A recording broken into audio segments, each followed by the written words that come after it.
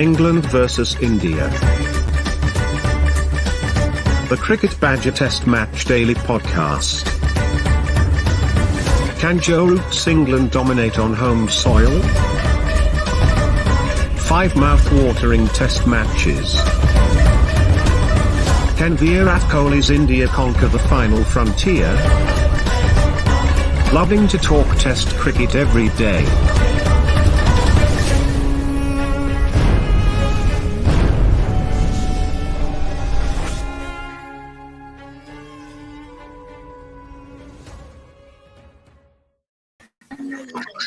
Hello, everybody. Welcome along. It's another edition of the Cricket Badger podcast. It is the England against India Test Match Dailies as we talk all things the series and today's action at Lords. The second day is complete, and we saw England with a little bit of a fight back, taking the last 7 Indian wickets for I'm sure less than Virat Kohli would have hoped they would go for. And then we've seen 3 English wickets fall as well. Joe Root, though, as always, stays there and starts again tomorrow. I'm James Butler, the Cricket Badger, and I am joined today by 3 other Badgers, a neutral Badger in Nakul Pandey. We've got Neil Varani back, who is our Indian supporter, and Mark Hilton, who is supporting the English as we go through this series. Nakul, it's your first time on our video thing, so hello to you. How did you see today? I mean, as I said, England will be happy with the way they responded with the ball, but won't be so happy with losing the wickets that they lost. A curious day, really. There were times when it didn't really feel like anything was going to happen.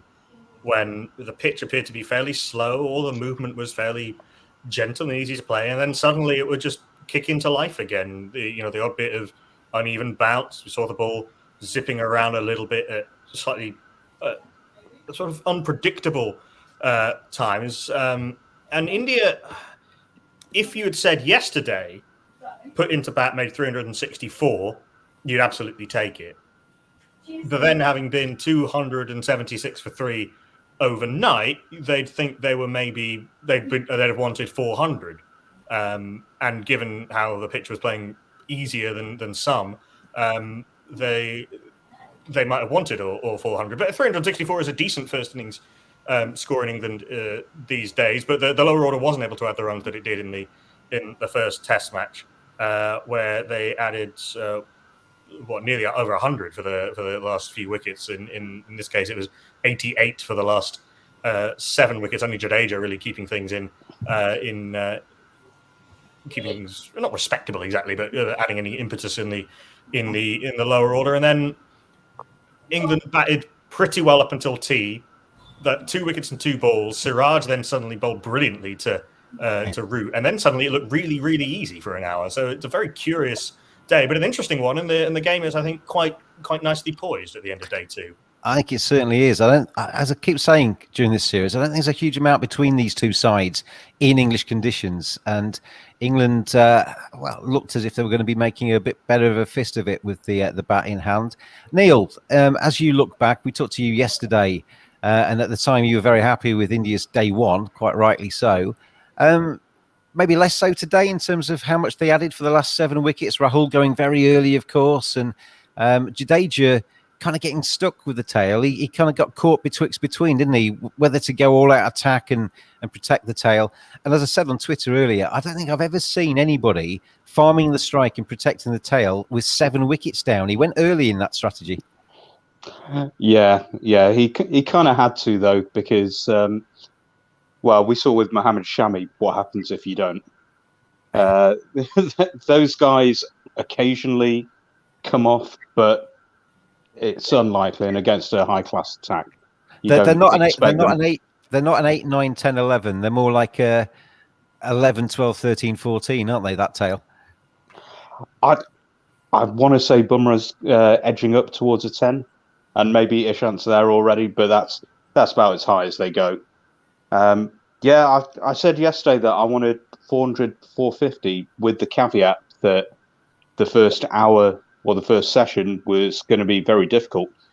In the end, it was the first 10 minutes where both KL and Rahane had gone. Then Pant was Pant. And Jadeja did what he does in playing sensibly and then playing with a bit more freedom later on. But no one could really stay with him. I mean, Ishant did all right, and it was a marginal decision when he was out. He was never going to score runs. It was just whether he could stick around long enough for Jadeja to do so. But I thought England were very good with the ball this morning, apart from Sam Curran, who I still think looks a bit off and didn't look the same level as everyone else. I thought Mark Wood was very good, and maybe he was a bit unlucky yesterday, but he got his rewards today. How do you see it, Mark, from an English perspective? You happy with today, or I mean, still room for improvement with the bat, obviously, but overall, I think it was possibly England's day. Yeah, I think if you'd have taken that at the beginning of the day when India were 270 odd for free, if you'd have said to them at the end that you're going to be 200 odd behind or whatever, at the end of the day, they'd have been very happy. I thought, as Neil said, I thought England bowled very well this morning. Actually, I thought Anderson, he's so good. I mean, you just never get a free ball from him. He's always asking questions of the batsman, and in those conditions, I mean, it's just so difficult to play him when he's on it. I thought Wood bowled a lot better today. I'm pleased he's in the side because it is a bit of a point of difference. I think he got more of a rhythm today. I thought Ali did okay as well. So I thought England bowled really well, actually, to dismiss India for that score. I mean, I didn't think they batted particularly badly, to be honest with you, apart from obviously the lost Sibley and Hamid. We might talk about him later on. But I was thinking, because I was on commentary today, and I said on commentary that the hour before tea was very problematic, potentially, wasn't it, with the way England have batted recently. But they steered themselves through that hour. I mean, it wasn't particularly pretty, but they steered themselves through that hour. And I said as we came back on after commentary after tea, well, none of that counts for anything if you're out immediately after tea. Yeah. I mean, and what does Sibley do? He gets out. He's almost like a carbon copy of how he got out at Trent Bridge, wasn't it? And the funny thing about him was he looked better in that innings the hour before tea. He's playing far straighter, I thought, and looking far more to put the ball through the offside. It just looks as though he'd been learning, he'd done something to his technique and he was trying. And then suddenly after tea, bang, the same thing again. And out he goes. And it's just an aberration. But the hour before tea, he did actually look a little bit better. Fair play to him. I've been critical of him, but he did look a lot better. Hamid, we might talk about him later on. It was just a shame he got out first ball. But then Roots and Burns, I thought they batted sensibly, and obviously Burns got out just before the end there. But I think overall England will be pleased with the day. Let's talk about Haseeb Hameed Nakul. I was really willing him to do well today because I like him as a cricketer and as a person. He's been through the mill. He's shown a lot of determination to get back to where he is. Obviously, moved counties to go from Lancashire to Nottinghamshire, and he just was nervous, wasn't he? He came in there. It was a big moment for him, and Mohammad Siraj basically decided to bowl a very straight ball first up that was going to take his stumps if he was not on it. And he played down the wrong line. He'll be kicking himself tonight because it wasn't a terrific ball. I think the nerves got him. He didn't really go forward or back to it. He kind of just put the bat in the vague way of the ball and hoped he would make contact. It's we've seen plenty of batters do things like that. First of all, your feet aren't moving. You don't get in line with it properly. You don't get your head in line with it. But everyone builds the narrative around it. 4 years and 8 months away, broken hand, loss of form, being publicly called out by his director of cricket, coming back to form with Nottinghamshire, batting well this year. The runs against the county for the county select 11 against this India attack, and then he comes out and I think it's the kind of ball that I don't think invites nearly as much comment if it's bowled to another person, if that makes any sense. Yeah, it does. And I'm very hesitant to make any judgments after one ball of anyone. I'll tell you something, Nakul. I played at Headingley once. We had when I was the media manager at Headingley, we had a staff against media day, and we played a one-day game. And because I am a cricket badger and because I knew the significance of Headingley, I was desperate to get runs that day. And when I walked out to the middle, I could hardly feel my legs because I was really nervous. I was really hyped up for it, and I wanted to get off the mark. And thankfully, I think I put my second ball through cover for 2 and got off the mark. I was out shortly afterwards, but at least I scored some runs at Headingley. But I can understand how, if you are nervous, at whatever level walking out there, your movements are compromised. I think any batter who tells you that they're not nervous facing their first ball is a liar. I heard Kevin Peterson talking the other day saying that he was nervous, and his swagger coming out to the crease was him trying to kind of project an air of confidence, kind of faking it till you make it. Well, Viv Richards famously did that, didn't he? That swagger, that chain around the neck, the chewing of the gum, and as he walked out to the middle, he's famously now since said that it was all part of the show. It was part of the show to impose himself on the opposition. And it's to get him going. I heard that in the interview that Rohit Sharma and Dinesh Karthik did, Rohit Sharma talks about one of his very first net sessions with the Mumbai Ranji Trophy team. He was being talked about as a big name in sort of domestic cricket below or kind of district level cricket. He had basically all of these experienced players, Wasim Jafar, Amol Muzumdar, 2 of the highest run scorers in Ranji Trophy history. In fact, I think the 2 highest run scorers in Ranji Trophy history, behind him, watching him. And he said that he couldn't move his feet for 20 minutes. That's what playing at the top level of any sport is getting over those psychological pressures. And he didn't for that one ball. On another day, he could easily just blocked it off the inside edge into the leg side and then squirted a single away. He's been in decent form this year, not very good form, decent form this year. Got runs against that county 11. Zach Crawley was doing so badly that someone had to be coming in. The call had to be made at some point, and we'll see how he goes in the second innings. I don't want to make a federal case out of it in off one ball. I don't think that's what I was suggesting, to be honest. Neil, we've all had moments. I mean, everybody's different as well, aren't they? Some people will take to things and have an air of confidence about them, whether it's true, like Knuckles says, or not. They will look confident. I felt James Bracey earlier on in the summer. He took a while to get used to it, and he knew he probably only got 2 matches to actually make it count as well. Poor old Tasib there has been obviously thinking about maybe potentially getting back into the England side for 5 years. There was that really nicely framed shot of him waiting in the dressing room with the arch of the dressing room window around him. He just basically needs to believe in himself now, doesn't he? And have the right people around him to just pick him up tonight. And he's proved he can score runs against India this season, and to just kind of almost forget it, really. Yeah, I think when he first came through, he had that fearlessness of youth, but he's now seen how things can go wrong. But, anyone who gets up on a stage to perform right at the start is going to feel those nerves. And I get up to do karaoke in the pub, and I lose my voice 5 seconds. What's your song, Neil? What's your song? Pour Some Sugar on Me by Whitesnake. Go on then, give us a bar. Oh, God. No, sorry, not Whitesnake. Def Leppard or Here I Go Again by Whitesnake. And I'm not doing it now. My voice will go. It will crack up and I'll sound like a 13-year-old. You coward, Varane. Go on then, carry on talking about cricket. Yeah, first ball. Yeah, it takes a while to get going. You've got the nerves to begin with. You don't know until you're actually out there how the pitch is playing, how the ball's coming off, if there's any sideways movement. As much as you can see it from the balcony until you actually face it, it's a little bit of a lottery right at the start of your innings. I've got a lot more problems with Sibley having done the hard work to get himself in. Then giving it away afterwards.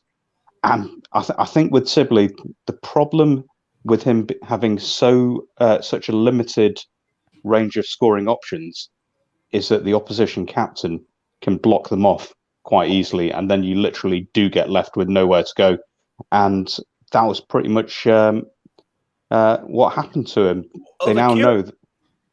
The curious thing is, though, Mark's right. He punched a couple really nicely off the back foot through the offside, which I've not really seen him play very often. I've been talking, when I've been commentating on Sibley, about he doesn't need to change his game in the sense of, having a different approach or a mindset or whatever. It's just a little bit of adjustment to be able to push ones and twos around off decent deliveries, just find another get-out shot. And he looked to have done that. He was pretty confident and That's comfortable. Really. That's what Joe Root does so well, isn't it? I mean, that's what I always impresses me about Joe Root. He plays beautiful cover drives and he plays some nice shots as well. But what he's so good at is just dropping the ball on the offside, dropping the ball on the leg side, and scampering up the other end and rotating the strike. Yeah, it's not as easy as Joe Root and Steve Smith and Kane Williamson and Virat Kohli make it look.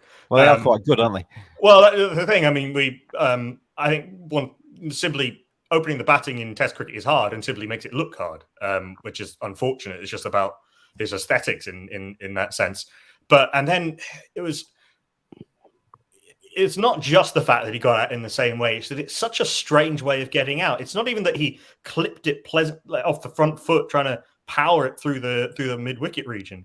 It was a shot that he and most batters would look to work behind square, that he somehow always manages to be early on and sort of shoveled it, spooned it in there to KL Rahul, the same fielder in the same position. And it is not the first time this has happened. It's a very odd recurring weakness. It's not like he's getting caught at second slip all the time, or it's out that LBW thing. all the time. It's one of those that it will attract more criticism because it seems so avoidable. Yeah, it's that thing. You make a mistake once, fair enough, but if you keep repeating that mistake, then you've got a problem, haven't you? And Mark, I'm going to make you the chairman of England selectors, and you are. At the moment, you've been after day 2. I know it's unfair, but you're being tasked with picking the England 11 for the 3rd Test match. Is Sibley in it? No. Sibley's certainly. Well, I said that in the previous podcast anyway. Regardless of whether he gets runs in the second innings, he simply hasn't got the class to open the batting long term for England. Interesting. Who comes in there? I mean, I've seen people discussing it today, suggesting. I mean, Hasib Hamid is an opener. He's not used to. I mean, that's one of the small things that people I don't think get sometimes is that Hasib Hamid isn't used to sitting there for an hour waiting to go into bat. He's used to coming off the field, putting his pads on, and walking out as an opener. So that'll be quite alien for Hasib today to wait that hour. So do we move Hasib up to open with Rory Burns, and who goes in at number 3? Yes, I mean Hasib. I watched Hamid all his life at Lancashire, obviously. He's an opener. He should be opening the batting today. As Knuckles said, he got bowled first ball. It's a difficult situation for him. He's nervous, this, that, and the other. As I said on the podcast the other night about Hamid, it's an indication of where England are as much as anything else, that they are picking him at this point in time. There shouldn't be too much expectation on him. If we had a raft of batters in first-class cricket who were getting runs, he wouldn't pick him at this stage of his career. He had an horrendous 3 years at Lancashire. Quite often he got bowled as he did today in that run in that 3 years. So it brought back very difficult memories for me because as a player and as a person, he's a really nice guy and I really want him to succeed. But no foot movement again. I mean, it's a movie I'd seen before a lot of times. So I didn't like it, what I saw. But England have to persevere with him because the boy's got talent. But as I said the other night, it's an indication of where England are, that they're parachuting him in now. Rather than because they haven't really got a huge amount of options. But yes, he must open the batting because he's an opening batter. And yes, they have to give him the rest of the series and back him, and see what happens. I just hope that he does get some runs because I don't want his confidence destroying again. I mean, I know he's. Well, we know what social media is like, don't we? If he gets out for naught second time around, he gets a pair. I even got comments today. Well, Crawley can do what he did today. So why's the change? I mean, you got to understand that. The issue for me with Hamid is, he went through 3 years of a very difficult situation. He was averaging 9 at the end of his career at Lancs. He looked like a shell of a man, not just a batter. He's gone to Notts. Yes, he's got some runs, but as I stressed the other night, his 2 championship centuries this year came against Worcestershire on a flat wicket at Worcester against a second division attack. We shouldn't be making too many judgments about how much he's redeveloped his game or refound his form or his technique. He's still a young man and is being thrown into the England side. The Hashi even being, I saw in 2016, fantastic player. 17, 18 and particularly 19, it was a car crash. And I'm pleased for him he's now redeveloping his career. What I don't want is him to be put through the mill in this series. 5 games, a run of low scores, out he goes again, questioning himself. Those scars are opened up from those 3 years where he was struggling because those scars will still be there. I don't care what anybody says. They will be there. He will constantly question himself anymore, forevermore. I'm not sure if he'll ever come back again if he fails in this series. Knuckle, we're moving Hasib up to open. Then we're getting rid of Dom Sibley. Who comes in at number 3 for England? The $1 million question, isn't it? I mean, people were talking about Johnny Bairstow before the start of the series. I mean, Bairstow's got to stay at 5, surely. I don't really see the benefit of moving him to 3, given that he's trying to re-establish himself at 5. I genuinely don't know who comes in at number 3. I'll throw a name at you. David Milan. That is an option. Milan is an option for, and again, he was talked about certainly a couple of months ago for that number 3 slot. I mean, he's won big championship 100 this season, but not a lot else. Mark's seething. There are, I mean, the players who are doing well in the county championship this year who are being talked about. But again, you know, the county championship runs count for a lot, and you know, playing against the moving ball is not easy. But you don't face a lot of high pace. Seen the stats that 1% of deliveries in the county championship are bowled at 88 miles an hour and above, compared to 17% in Test cricket. It is a different challenge. The fact that there hasn't been, because of COVID, a Lions tour for 18 months means that they haven't had that extra exposure. So you're either going back to someone like Sam Robson, who has played Test cricket before and has done okay this year and okay last year, or you're going to someone who is untried at the higher level, someone like Jake Libby or someone like Tom Abel at the top of the order. I like Tom Abel a lot, but I understand he's got a bit of an injury at the moment, so he wouldn't be able to come in. Right. Yeah. I mean, there is a bit of a gap before the third Test, but not much of one. I mean, I would be sticking with Sibley, but having a real serious word about where he's trying to play that ball off his hips. You're going to sit him down and say, "You've been a very naughty boy. You need to do better." Mark, I just want to get what I want to know why Mark is frowning about David Milan. I'm not frowning about David Milan, but it's just like we're scrambling in the dark, aren't we? Saying, well, who's going to come in? Well, David Milan's played a first-class game. He's got 199. It just shows where English cricket is, and that shows why Hamid is back in the side. And don't you think, though, Mark, that David Milan, there's something to be said for going back to somebody that's been there before? He might not have necessarily got the amount of runs that kept him in the side the first time around, but he's had experience going to Australia, which is obviously just around the corner. He knows what's expected of him at Test match level. Part of the reason he moved to Yorkshire was because he wanted to get more first-class games and really work on his batting in first-class cricket. He's a bit older. He might be more ready this time. Yeah, it might be. And I'm not saying don't pick him, but it just shows you where we are. They were saying, right, let's go back to David Milan. Who else is there? Jack Libby. I mean, it's just like picking things balls out of a hat all the time. I'm not saying we shouldn't pick David Milan, because actually, I know he's got a reputation in T20, but he can actually bat time. He's a very patient batter in first-class cricket, and he has actually got good technique. The perception is that his game is more suited to harder, faster, bouncier wickets than it is to the ball nibbling around off stump. And I think the advanced data on the kind of shots he plays and kind of his average against different types of deliveries does seem to bear that out. I mean, I do slightly worry about England picking a number 3 for the Ashes.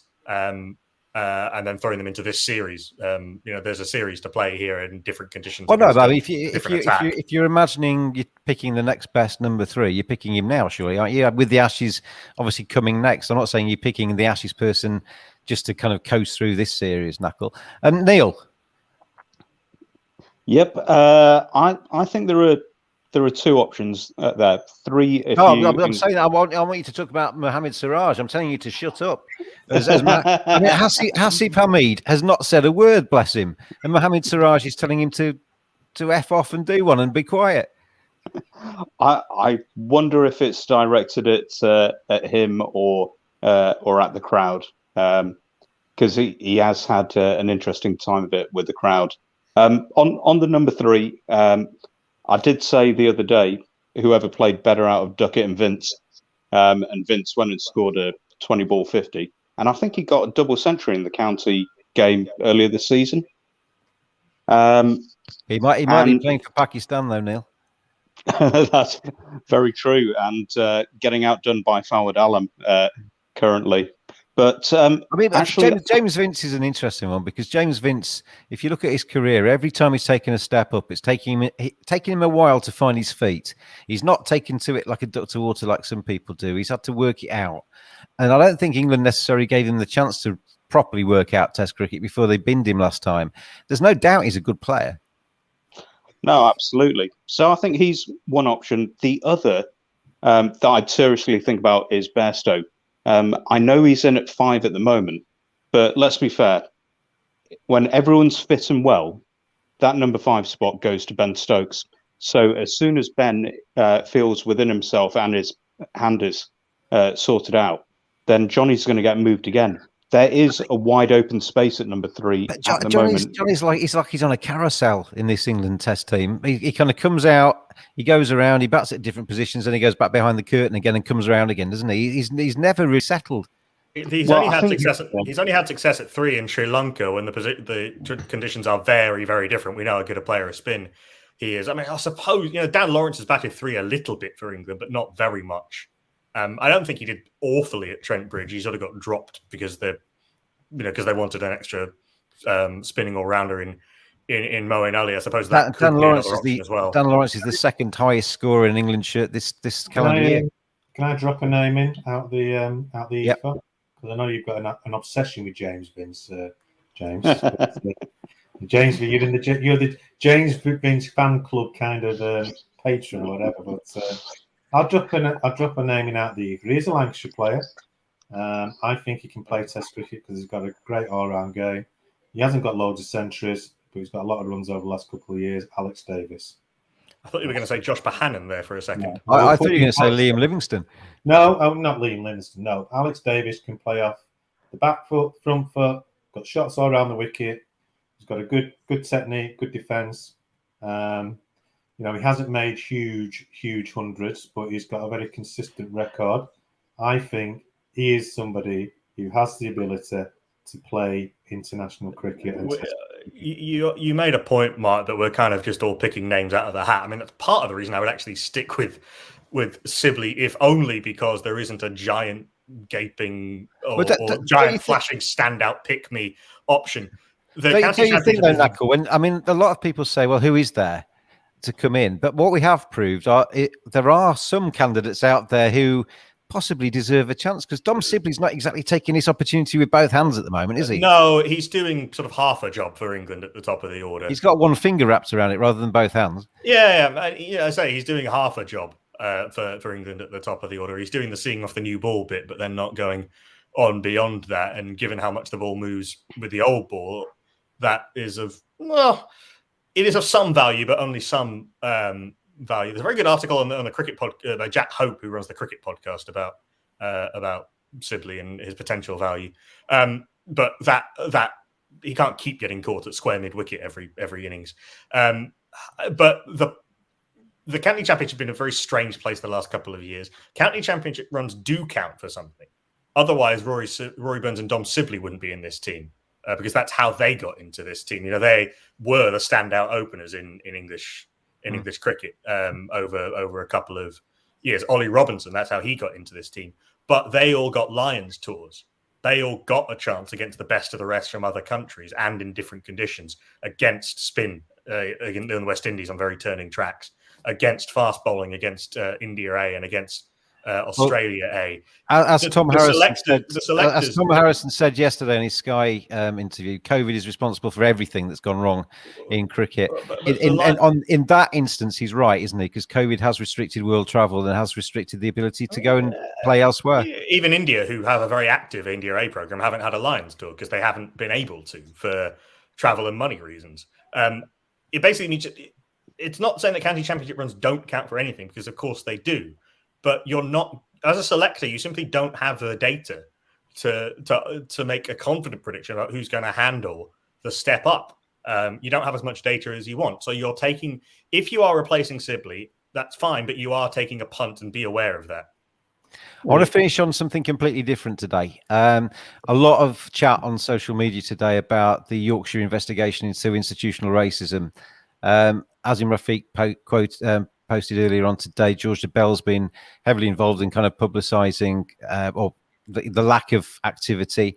Azim came on the Cricket Badger podcast last August, which is about a year ago, to talk about his struggles. Wisden obviously did their piece as well in advance of that, and it wasn't until George took it on and got it to more people with Cricket Info that Yorkshire actually took it seriously and actually made any comment at all. But 344 days ago, they actually announced they were going to do an investigation into Azim's claims and to look at institutional racism. And that is a long time. As I understand it, the report has been finished by the investigators. It is sat at Headingley, and it has not been unveiled, announced, published, whatever that would be. And it comes to something where I, who am a passionate Yorkshire supporter, I've worked at the club, I've supported them, and I want them to do well. And this is my motivation, really. I want them to be great on the pitch, and I want them to be great off it. At the moment, they are not great off it. This investigation needs to be published. And if it's not, ECB needs to step up and do something here, because the ECB are banging the drum. They're wearing T-shirts with inclusivity on it. We've seen Sky do what they've done in terms of Black Lives Matter and Ebony and Michael Holding. But people need to stop talking the talk and start walking the walk with this subject, because it's important. And you can't just brush this under the carpet and hope it goes away, Yorkshire County Cricket Club. I'm actually quite ashamed to have associations with Yorkshire at the moment, because they are not acting in the right way. Neil, you did a tweet this morning that got a bit of traction, sort of saying, when is this going to actually sort itself out? When is this actually going to end? Are they going to be allowed to get away with this? They're not going to be allowed to get away with this, because ultimately this report has to be published at some stage. But cricket needs to look like it's taking this seriously, doesn't it? Yeah.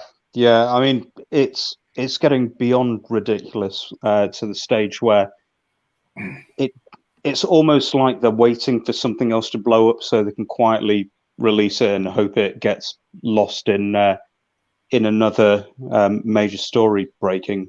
But no one's taking ownership of it. The ECB have a duty to oversee cricket across the country. They're not directly involved with Yorkshire, but they represent cricket fans across the country. And it seems ironic that they're talking so vividly and so loudly about finding new audiences, especially reaching out to the Afro-Caribbean and British Asian audiences with the 100. And they can't see that this sort of thing is driving those communities away from cricket, because they see how players who look like them get treated. There's a difference now between wearing a T-shirt and saying some slogans and actually acting like you mean it, isn't there? And apparently within their own discrimination code, there is a commitment to ensure that any investigation is both independent and timely. And they should be expecting the same from the counties. I saw I didn't hear the interview, but I saw the transcript of an interview that Alton Mitchell did with Ian Watmore. I listened to that on the Stump podcast, yeah. Yeah, he basically said, yeah, not our issue. It's all to do with Yorkshire. I'll just jump in to defend him a little bit on that, because I don't know if Ali gave him advance notice of that question. It might have been just kind of like lumped on him. And in that sort of situation, I can understand him saying, I don't want to actually talk about that specific case, because he might not have. I mean, that sounded to me he should know about it, but I wondered whether he was just buying a bit of time. I would hope that he would, off the back of that interview, if he is as good as I've heard that he is, he goes away from that knuckle and actually investigates it a bit more and takes it a bit more seriously. But when it's inconceivable that he doesn't know about it and that there isn't some ECB involvement, it's just inconceivable after 352 days as of today, as Azim Rafiq tweeted today. Since it's 352 days since he did the initial interview. It's 344 since the investigation began. Right. Okay. At least 300 too many. Yeah, 250 maybe, if we're being a little bit generous. I mean, there's two things there. One, that sounded to me like Ian Watmore was saying, I can't comment legally at this stage. you have to ask the question because you're a journalist and you're a good journalist, but I can't answer that at this stage. So I had, I've heard rumors of all sorts. I don't know how substantiated they are, that the ECB are very well aware of this and are waiting for the fudge to come out, because the report coming out won't actually. The fear at this stage, and the fear from the start, was that the investigation itself, or certainly the report, would be a fudge, would be heavily diluted, that its recommendations wouldn't be taken seriously, however strong they were, and that this was all done essentially so Yorkshire could walk the walk. Oh, sorry, talk the talk without walking the walk. They say, oh, we've done this investigation and it's independent and it's got these people on it, but if nothing happens with that, and all you have achieved is further eroding the faith that that your own players and your own fan base and the wider cricket community have in you. You've achieved nothing, and you've made Azeem Rafiq be incredibly vulnerable just to get the slightest amount of non-progress. I've talked to Azeem regularly over the years since I interviewed him. Talked to him multiple times a week, and the lad's gone through hell about this. He 344 days since the investigation started. He's thought about that pretty much every hour, every minute since that 344 days started. It's causing problems mentally for him. It's causing, obviously, it affects his wife, it affects his kids, it affects everybody. He's living with that every day. And the report is going into stuff that he's been dealing with for over a decade. Stuff that has been happening to him by people who were meant to be looking out for him for a decade. We understand, we don't know at this stage what the report says, but we have some idea of what it doesn't say. We understand that key witnesses were not talked to. We understand that it hasn't been as independent as we were all promised. As far as it, you could almost, certainly the suspicion was that, let's say, any investigation, any report, as often happens, in government reports or in, remember the BCCI have had some independent reports into them, that those recommendations are left up to the investigated party. You're in danger of the entire thing looking like a sham. And I think that would be doing a huge disservice to the work that the ECB are genuinely trying to do, and the research that is genuinely being looked at, and the work that is genuinely being done by the ACE program, by the Dynamos program, by All Stars, by some of the initiatives going into the 100, the South Asian Action Program.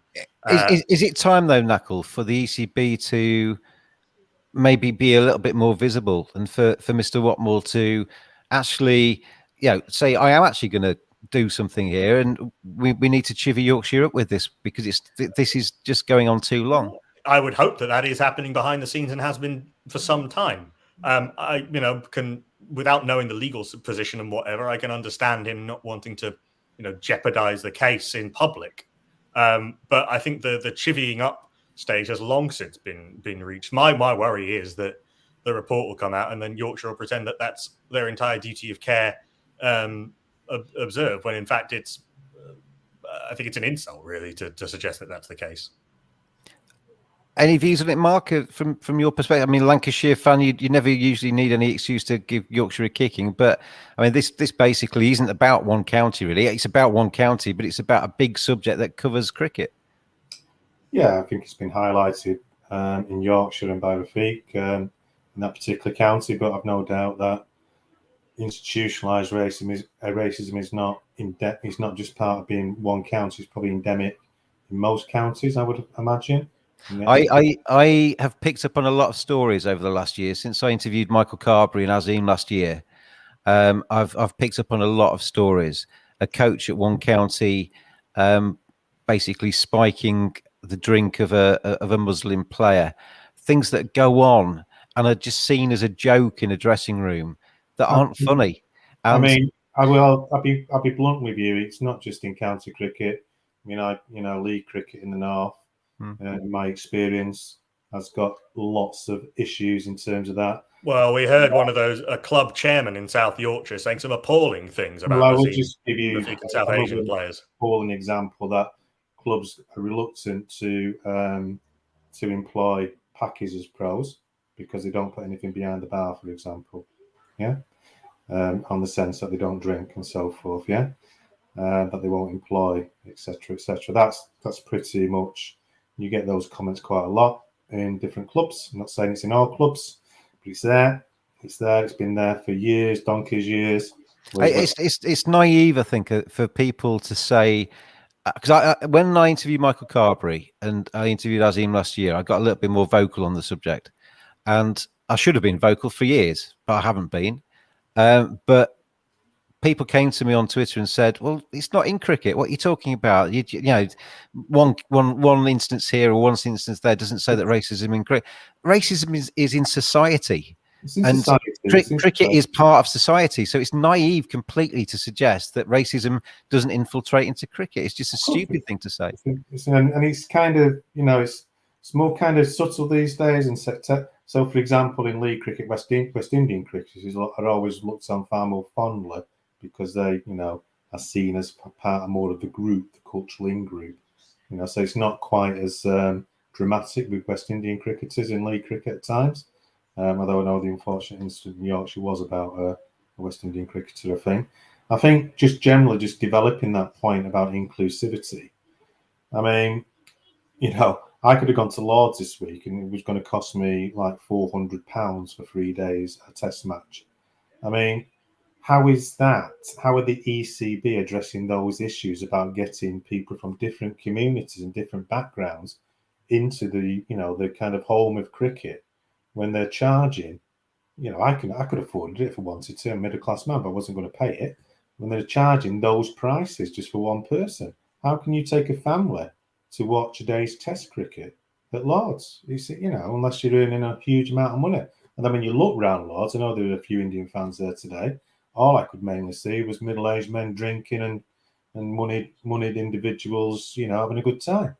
There's no change in the social demographic in terms of the crowd at Lords, from what I can see. So I think the ECB also, regardless of what they're doing with Chance to Shine, all these different initiatives which are very worthy, they need to be doing a lot more practical things to actually get people into grounds. It's got to change, and it's got to start changing with this Yorkshire investigation. 344 days since they announced that this investigation into allegations about institutional racism. 344 days. That is a long, long time. It's enough to get this sorted out and get it published, and it needs to be published soon because it needs to be put to bed so we can move on from it as a Yorkshire County Cricket Club, so Azim can move on with his life, and so that we can make some proper tangible changes if required by the investigation to actually get racism as a blight out of Yorkshire cricket.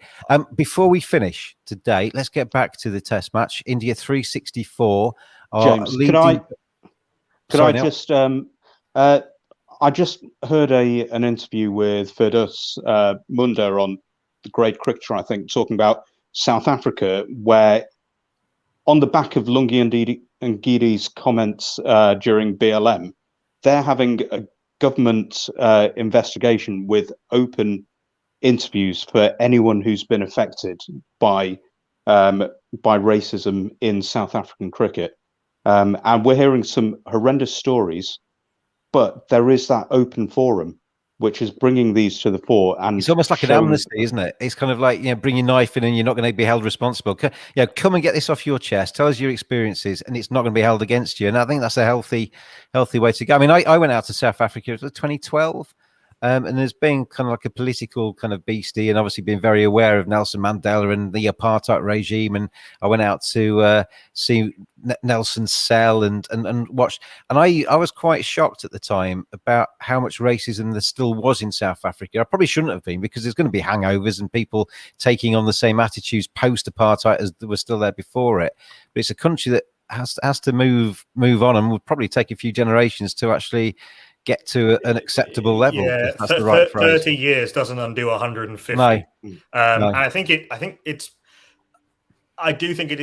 almost naive to think that Yorkshire will change significantly off the back of this report, to be honest, judging from everything we know. I mean, George Dobell wrote an article almost immediately about the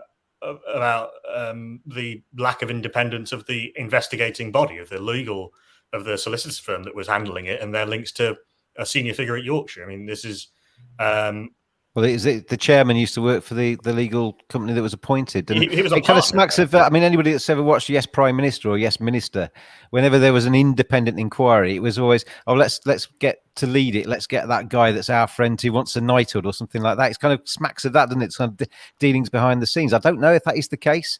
That's just an allegation, but it does it leaves a club open to that suggestion that it's not maybe as independent as it should be. We're going to have to finish because we've been on for 45 minutes and we could stay on for about 3 hours to talk about this because it's a massive subject and it probably deserves more time.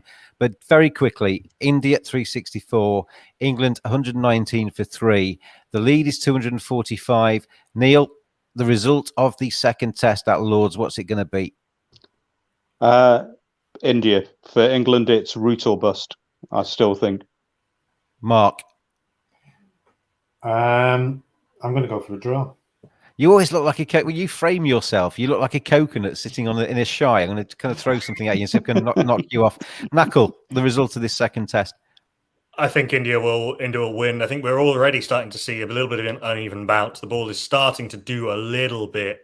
England will need to get to parity or 50, 60 runs ahead probably to put, maybe even more, to put India under significant pressure. And I don't know if they can do that quickly enough. I think there are more obvious paths to victory, quite apart from the relative skill of the two teams, which is a different conversation. But I think there are more paths to victory from India from here. The weather's set fair for the rest of the test match. And I think India will go into Headingley 1-0 ahead. I went for the draw when we finished yesterday. I'm going to stick to it, but with a lot less confidence maybe than I had yesterday because the game's moved on quite a pace today, second test at Lord's. We will be back tomorrow to talk about day 3, whatever that has in store for us from the home of cricket, England against India. A terrific series continuing tomorrow into day 3 and joined by a new panel talking about, I don't know if any of you guys are on tomorrow. Are you on, Knuckle? Yes, I am. You are. You're back tomorrow, and 2 other people sitting in the frame underneath you, I think, tomorrow as we talk about day 3. So be good to see you then. This is James the Cricket Badger signing off today, but join us tomorrow to talk more about the England against India Test Series. Have a good evening, everybody, and enjoy the cricket tomorrow.